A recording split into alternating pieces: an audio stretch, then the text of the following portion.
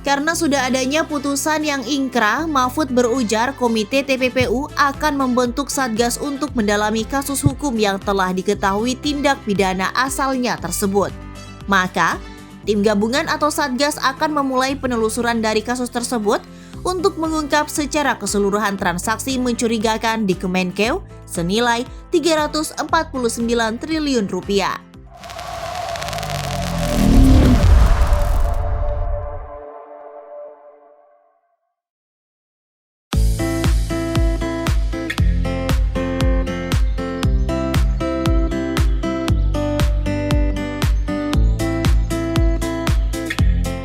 Mahfud bakal telusuri ini dari skandal emas sebesar 189 triliun rupiah bea cukai.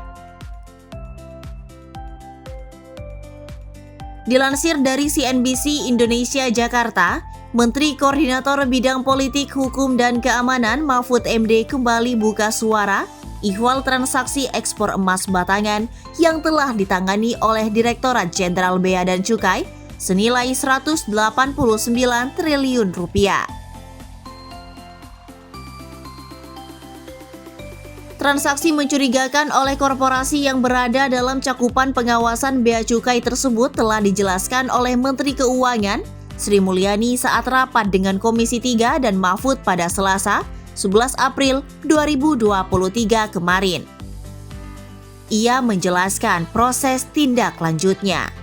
Bagi Mahfud, tindak lanjut oleh Kementerian Keuangan yang sudah sampai tahapan proses hukum tersebut menandakan sudah adanya bukti tindak pidana asal dari kasus tersebut. Maka kini tinggal ditelusuri dugaan tindak pidana pencucian uangnya atau TPPU.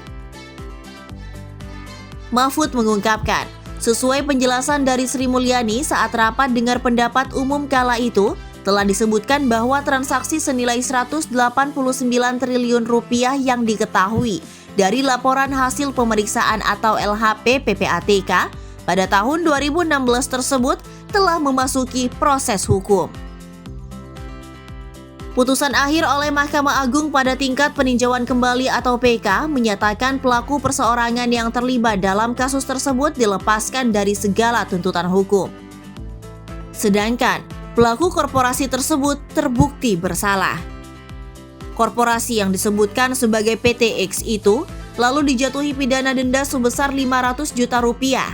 Namun perlu diketahui, ekspor emas batangan yang bermasalah Van telah diungkap di Jen Bea Cukai tersebut seberat 218 kg dengan nilai 6,8 juta US dollar. Karena sudah adanya putusan yang ingkrah, Mahfud berujar Komite TPPU akan membentuk Satgas untuk mendalami kasus hukum yang telah diketahui tindak pidana asalnya tersebut. Maka, tim gabungan atau Satgas akan memulai penelusuran dari kasus tersebut untuk mengungkap secara keseluruhan transaksi mencurigakan di Kemenkeu senilai 349 triliun rupiah. Menteri Keuangan Sri Mulyani Indrawati sebelumnya menyatakan, seusai proses penangkapan dan peradilan, Bea Cukai bersama dengan PPATK sebetulnya telah melakukan pendalaman atau case building atas perusahaan-perusahaan terkait atau yang berafiliasi dengan melakukan pengetatan dan pengawasan impor emas melalui jalur merah.